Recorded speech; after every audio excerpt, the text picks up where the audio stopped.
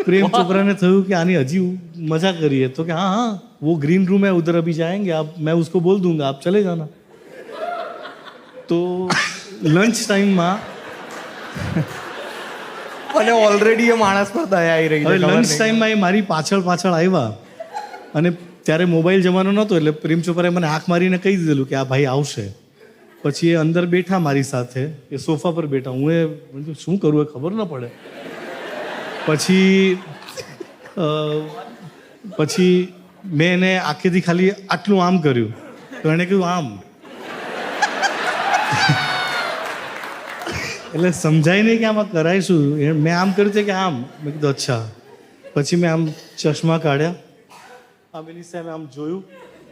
આમ જોયું કે આમ જરા મારકણી હદાય તો એ પણ જરા આમ દિલ્હીના હતા એટલે જરા ખીલેલા હતા અને પછી મેં જેવી વીક કાઢી એની સામે